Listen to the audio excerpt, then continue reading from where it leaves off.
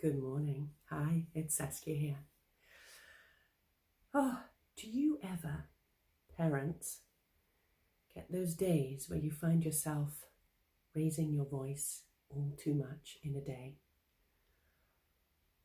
I work really hard to keep an even keel, to stay calm and steady. Sometimes I do raise my voice a little too, or I go softer, depending on what I can sustain in that moment. But yesterday, I was just tired, and I found myself berating them way too often, and it just put such a downer on the day. And I don't like those days. I really don't. They're not pleasant, and it just perpetuates. And then they get cheekier, and then I get grumpier, and it just is this loop. It just goes around. Even though it wasn't every moment of the day, I was losing my cool. I was tired.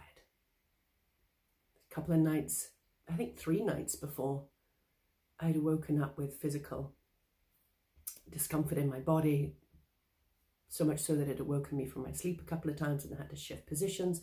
And I know that's the stress sitting in my body, and my body trying to digest it, process it. But there are blockages because of everything that we are carrying at the moment. So if you notice that your sleep is impaired, make sure you get to bed on time.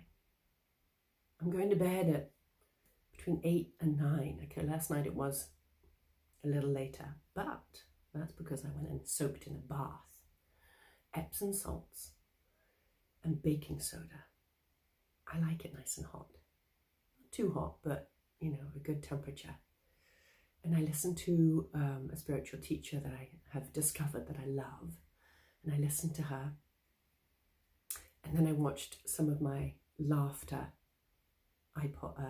podcast, which is, for me, the Graham Norton Show, which cracks me up, makes me laugh, makes me happy. And then sometimes I don't have any podcast on at all. I don't have any device in the bathroom, and I just close my eyes and I just breathe and relax into the bath.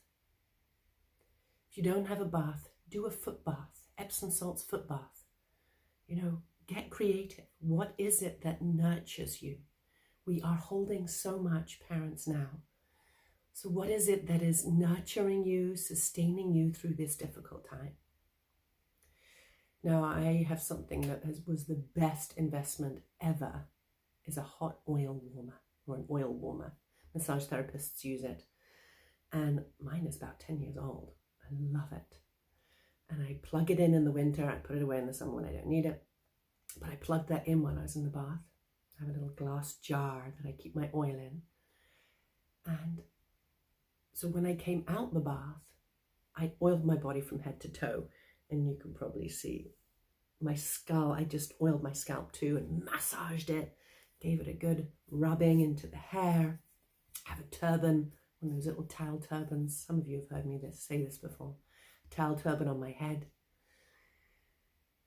And then wear old clothes, old pajama bottoms, old yoga pants, old t-shirts, whatever it is. Keep those old clothes and keep them as your oiling clothes. I keep them on my bedside, on my bottom shelf of my bedside table. And I slept so well last night. I must say though, after dinner, I did roll over on one of those tune-up balls and rolled it along my spine and found some really raw nerves up in between my shoulder blades. And I just moved and rolled around them. And that was huge in releasing some of that tension in my upper back, which is what had been waking me up in the night. And then to help anchor in that self-assist, that self-massage, if you would, was the Epsom salts and baking soda bath. So think about what nurtures you. You don't even have to have a full bath. You can just oil your feet at night, put old socks on, And then just put a little dot on the crown of the head if you're like, I don't want to oil my whole head, if that doesn't feel good to you. This morning I will need 2 rinses of shampoo, but that tends to do it. Then the oil is out. And the hair has had this wonderful, nutritious conditioning with the oils. It's wonderful. So my body does feel rested. I will be doing an asana practice in addition to my pranayama practice this morning to help maintain that opening in the mid and upper back. So take the time this weekend if you're not working. And even if you are, take moments to reflect upon what is it that I may have used to have done that is a nurturing practice for myself. Yes, massages are amazing. And once I get back in my routine, I'm going to save for a massage and make sure that it is going to be part. That's part of the business plan now in our lockdown, is that I'm reevaluating what it is that I want to manifest hereafter. And massage is one of those things that has been on my list for so long. Even just monthly or every 3 weeks. But this is one of those self-cares that I've never been able to afford and that I really deserve and want to manifest for myself. So take the time, reflect upon what feels good to you. What is self-care to you? And if you need some guidance, message me, book a private with me. Do what you need. I'm here for you. Many blessings. Namaste.